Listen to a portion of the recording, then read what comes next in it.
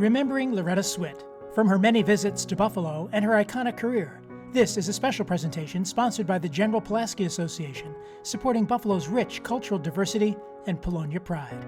Information at generalpulaski.com.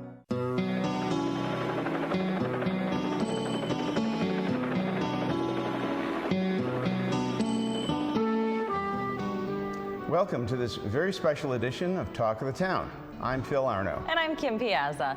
And in the summer of 2015, legendary actress Loretta Swit visited Western New York to be the Grand Marshal in the General Pulaski Day Parade. Thousands lined the parade route as this proud Polish American celebrated her ethnic heritage with us. It was a visit years in the making because Loretta is a busy and vital actress. She is best known for her role as Major Hot Lips Houlihan in the hit series MASH. And while she was in Buffalo, Loretta spent some time with Kim and myself and a full studio audience for a special conversation about her career, love of animals, and memories of MASH. It was a tremendous era for television. You had some tremendous shows that you were with.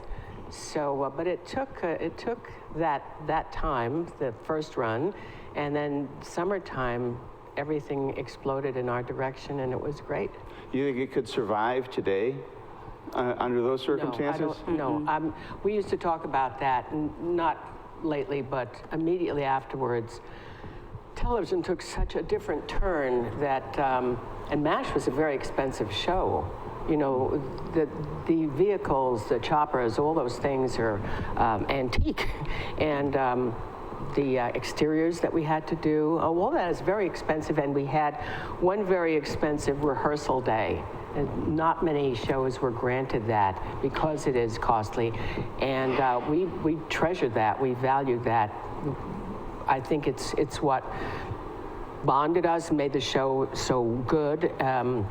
To rehearse, to have that whole day to set things and rehearse, so that Tuesday morning you were off and running, you know, the minute you hit the ground. But all of those things, all of those elements, I think, made it a very expensive show. And with the advent of reality shows and things like that are so economically sound, to go in there, you do them and you make a lot of money. So I don't know that a show like MASH would survive. Also, I think the genre, I think our timing was special. We came into the world when our wounds after Vietnam were healed, and the audience was ready for a look behind the scenes in a war zone, and Korea was a very fading memory, so it was all right for them to kind of get into gear with that. It was not a war comedy, if there's such a thing.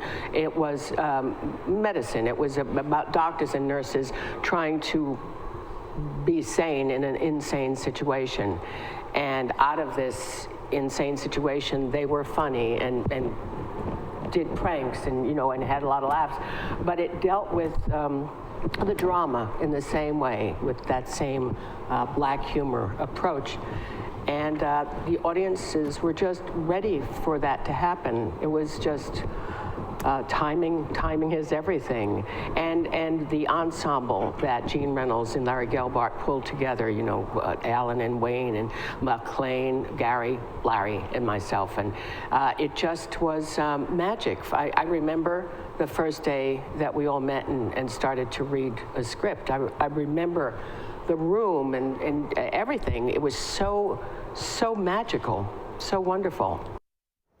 We asked Loretta if she was influenced by the performance of Sally Kellerman, who played the Hot Lips character in the MASH movie and basically set the stage for the television show. I was shooting in Hawaii. When I came back, the movie had sort of had its day, and my agent called and said, "Did you see the movie?" I said, "No." He said, "Well, you have an appointment to go and meet the producers. There's going to be, hopefully, a series based on the movie," which it really wasn't. As it turned out, it was closer to the book, which I eventually did read. The characters were not exactly the same, as I understand, and there were different characters that we had in the movie, characters in the movie we didn't have. There was a spear chucker, there was, and they were all quite different. Like Robert Duvall, his role was played by Larry Linville, which was, I understand, totally different from the one portrayed in the movie. And what the major difference was that Sally, for example, was on screen for maybe, I don't know, 19 minutes or 20 minutes in an hour-and-a-half movie, or 2 hours, whatever it was, and I had 11 years. And so the major difference for an actor being is I have a lot of time every week to develop a human being, to develop a character, you know. Gary, for example, was the only one from the movie who came to us, and well, he was great. His portrayal was just crystal. He was beautiful. So I don't know, I was made to understand that we were so terribly different from the movie.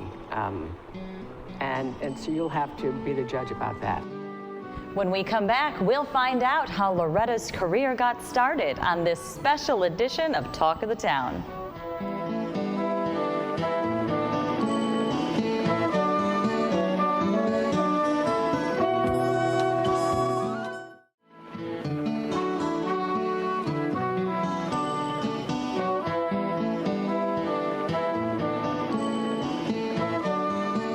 Welcome back to Talk of the Town, continuing our conversation with Loretta Swit about her career.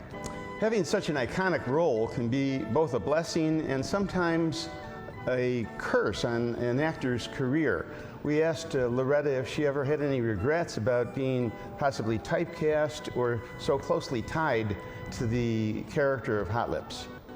But I think in the environment, in the industry, I'm known as a solid actress, good performer, and so forth. So I base what happens on that. You know, they know I can, and in MASH, you were able to do drama and comedy, and, you know, so.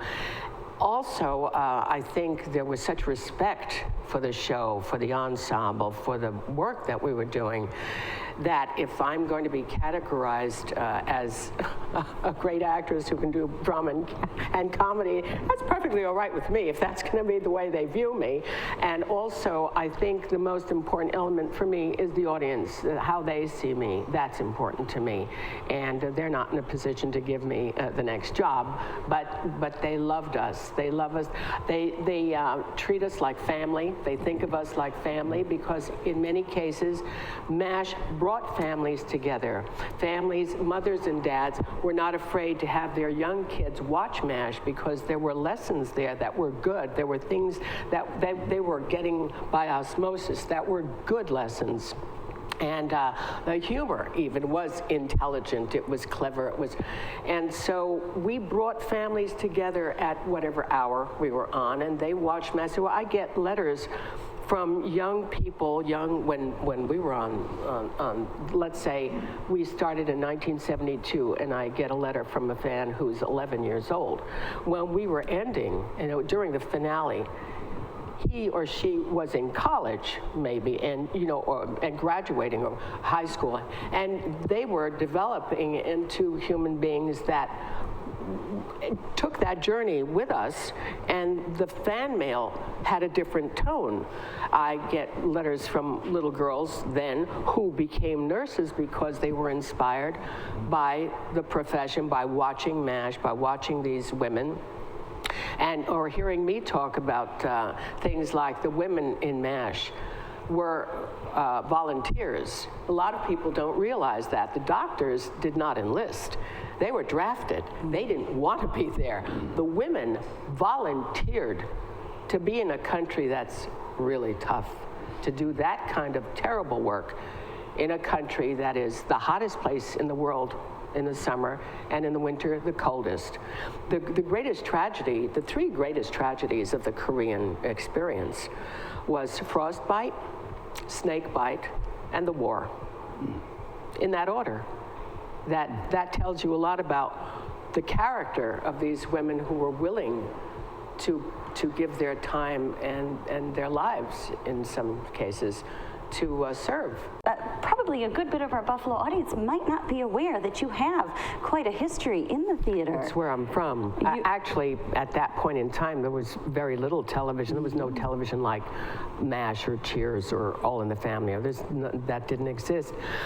When I was in New York studying to become an actress, I did Captain Kangaroo, which I understand my friend Morgan Freeman also did, Mr. Green Jeans and all those people. And but there was very little television, some of it live, you know, like Dave Garroway and all that stuff. But I came into television quite, not by accident, but I was in New York doing theater, and I went on tour with MAME. My MAME then was Celeste Holm, and I was Agnes Gooch. And we toured, and we then we came back at the end of the tour. I did Any Wednesday, I did some other things, and then the same director approached me to do a small version of MAME in Las Vegas with Susan Hayward, whom I had loved all my life. So I absolutely said yes, and so I was in Las Vegas. In Las Vegas, you did 2 shows a day, 7 days a week. It was heaven. It was fabulous. You had all day to play and do whatever, and your first show was at 10, the second was at midnight, and so your whole day was topsy-turvy, but it was great, and I loved it, and Susan was great. And so when I was in Las Vegas, an agent, unbeknownst to me, came to see Susan, and he saw me. And a friend of mine I had done a play with lived in Los Angeles. She called me and she said, well, don't go straight home. Come to stay with me, and, you know, who knows, maybe get an agent out here and maybe do some work out here before you go home.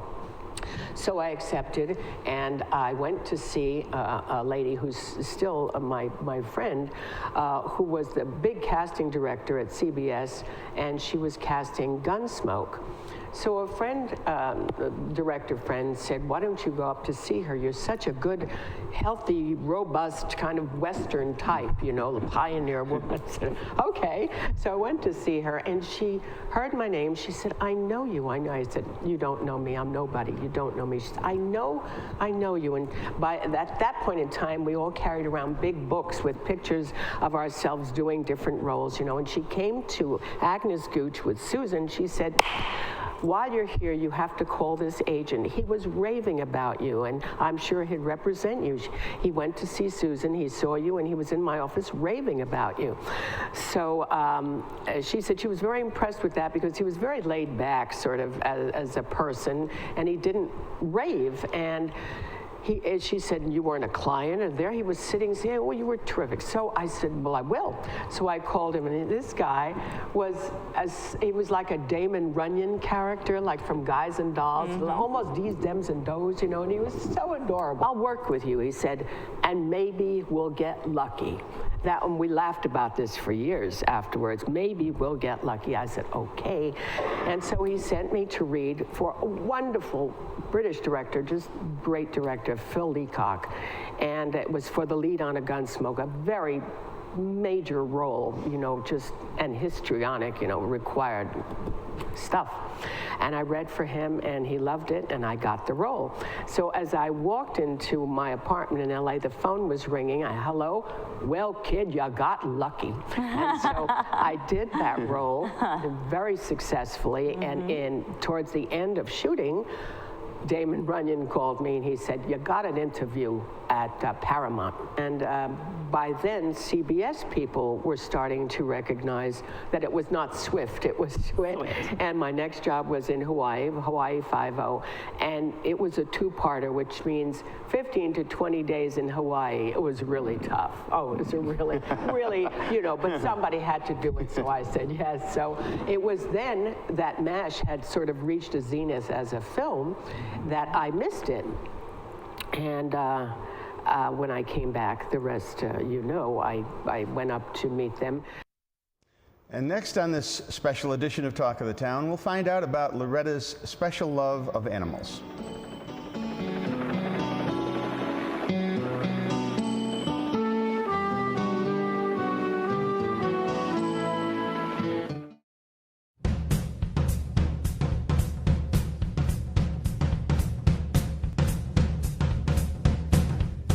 Hello, I'm Mary Kate O'Connell here with the one and only Loretta Swit, who is starring in a show right here at 710 Main Street. You're here in Buffalo and you've been rehearsing and you open this weekend for Curtain Up. So 6 dance lessons in 6 weeks, which is such a charming, charming show. I want it to be required viewing. It has such wonderful things to say about aging, about life, about presupposing, about prejudging, about everything that's kind of important in our life that does us good to know, to think about. I love plays that give people something to talk about as they're leaving, learning something perhaps if it's a young person. So this play is sort of ageless. Here's Lily at her age, hiring a young man to teach her dance lessons, would not really teach, refresh her memory. And she's going to go into that toe tag kicking and screaming. And she's just going to get out there. And she talks about that. He says, "You've had lessons before." And I say, "Not like this." And so he talks her into having a class with him outside. They go to a dance. And so she's alive. And, and I think this is so beautiful. It's such a beautiful message. I agree with you. Don't give up. Life is out there for you.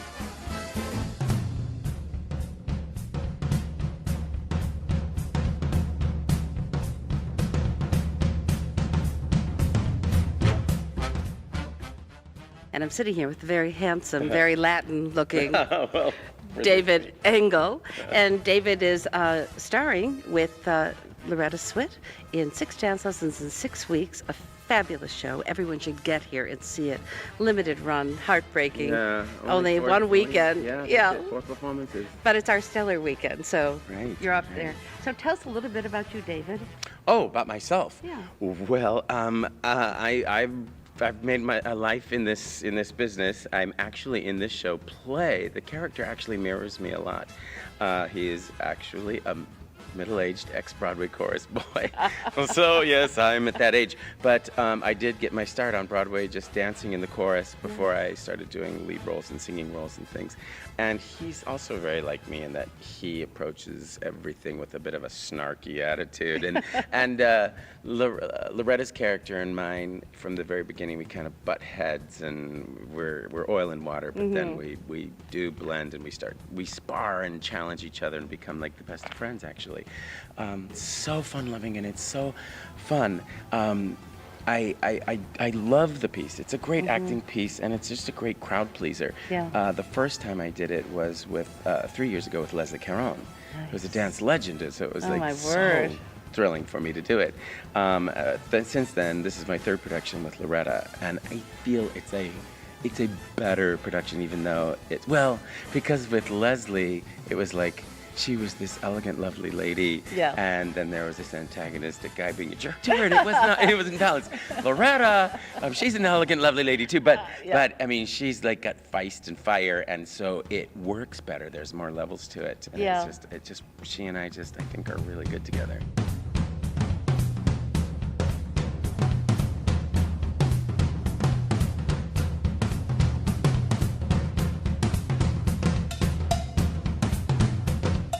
Doing Shirley is a total joy because they take this journey with her. They grow up with her, and so I love that kind of theater. Well, this seems like the perfect venue for this wonderful, wonderful piece. Oh, yes, I think it is. I think it is. And you're just running for the Curtain Up weekend. Yes. That's Thursday through Sunday. That's right. Right. Thank you for spending some time with us thank today. you. See you I again. love it. Once again, we're with the amazing Loretta Swit, and we're here on 710 Main Street, the beautifully restored Studio Arena Theater. It's another one of the Shea's beautiful theaters.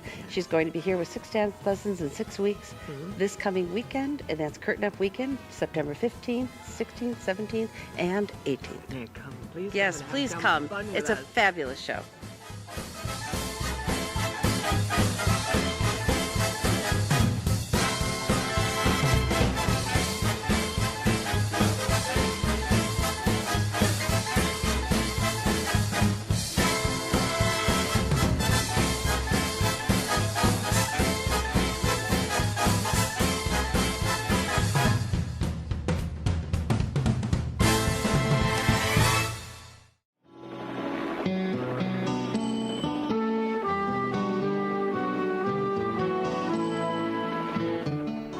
welcome back to Talk of the Town, continuing our conversation with Loretta Swit. And we found out that Loretta has always had a special love of animals, so it was only fitting that Bethany Clark of the Buffalo and Erie County SPCA visited Loretta on our set with a rescue dog. This is McDougal Duncan Penobscot III. Now. And of course, this is a rescue dog. Yes, Wait, but she didn't even know Penobscot. Wait, we're going to do a show and tell here. Does everybody know? We've got a hand going up. Penobscot. Oh, look, everybody knows. Sorry. Margaret Houlihan married Donald Penobscot. well, I knew that. I just didn't remember. And Penobscot, of course, came from Maine. Yep. You know, and that's why you. Yes. Well, you see how bonded we are, huh? Yep. What a great dog. What a wonderful dog. And thank you for rescuing him. Oh, well, thank you for doing everything that you do for animals. No, we do what we can. You do a lot. We work very hard. Earlier, you were mentioning the rescue dogs, that there's this foundation with the search dog dogs. rescue. Everybody here, go on my website and you'll see a painting that I did called The Rookie. And if you love it, buy a print of it, and the money will go through PayPal straight to the search dog rescue people, because they need funding. You know, they're not machines. They die. They live till 12, 13, if they're lucky, 14. And these animals are deployed all over the world. In every crisis area, you find search dog rescue people. They're digging people out of rubble from earthquakes or tornadoes or whatever. They're there. They were in Nepal. They send me pictures and videos of what they're doing, and I've been with them for years. They're amazing, and what we have to do is keep supporting also this facility in Ojai, where they're trained constantly, because every new crisis brings different difficulties. So they come back with those scenarios, and they're built in to the training center. I've seen dogs with paws this large climbing up ladder slits, you know, and getting to places where the trainers can't get to. And I mean, it's just phenomenal what they're capable of doing, better than we can, and they're our best buddies. And so what I did was this painting. It was based on a photograph that someone took of a little dog waiting to be assimilated, really, we hope, but ready to be tested to see if he or she could be a search dog. And I asked them about that. I said, you know, do you look at the puppies for their calm nature, or if they're docile? No, we look at the ones that are all over the place, because they've got that kind of energy and that kind of bounce to go in there and find something and do something. So that was kind of interesting. And when we're rescuing also, we look for the labs and the lab mixes who make the best search dogs. And you would think like maybe shepherds are the labs and the lab mixes, and of which we have plenty. They're very prolific, so we supply those puppies to the search rescue people, and those that are not adopted out because they're more pets, they go to the foundation and they're trained. And it's a win-win situation, rescuing dogs and giving them over to the search dog people. But do go on the website. Go on the website anyway. You should see some paintings and things, all of which I do to help my charities. I'm a vice president, for example, at Actors and Others for Animals, which is a national organization. And I'm honorary board member to like Wildlife Way Station, Farm Sanctuary, whose main thrust is really more political. We're trying to change the government's attitude about the meat and we eat, you know, how we treat farm animals. And it's wrong, and little by little there have been tremendous changes. We're trying to eradicate puppy mills, kitten mills, things like that, which make our job so much more difficult. We can't get ahead of the overpopulation unless we start doing education programs about spaying and neutering. And if we let a cat go by without spaying or neutering, The first time I saw this, I thought it was a typo. That one cat can reproduce 70 offspring in a very short amount of time, because those offspring prolifically keep multiplying, and it's a rabbit hole. So if we teach people to spay and neuter, we can cut into the murder that's going on. We kill millions of animals every year because there are no homes for them. And so it's got to do with getting ahead of that, getting rid of the puppy mills and all those bad stuff, and education and placement, training them for dog rescuing or leading the blind, or so there are all of these healthy programs going on to get ahead of that problem, and it is a problem. It's a global problem, but you know, we can handle here in North America. But it's horrific, and it's not what we're all about in this country. We shouldn't be doing that. So go on the website, Sweetheart. You can't forget that, sweetheart.com. And you'll see stuff that's being done. You'll see copies of The Rookie, the little dog waiting to be tested. And again, if you're so moved, buy a print, you get something, and you'll love it too. Everybody loves this print. It's been in Time magazine. It's getting quite famous, and you'll help not only the dogs, but the people that they're out there saving. We were honored to have spent some time with Loretta Swit, a truly legendary actress and proud Polish American. I'd like to thank all the people who came down here and spent time with Loretta in our studio. I'd like to thank again Loretta Swit for spending so much time with us here at WBBZ. Thanks for watching this very special edition of Talk of the Town, and as always, thanks for watching WBBZ-TV.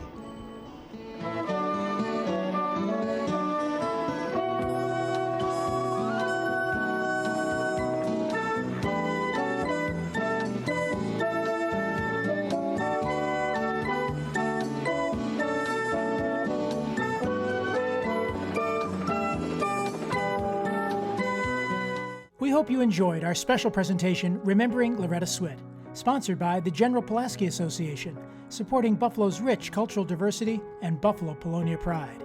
Information at generalpulaski.com.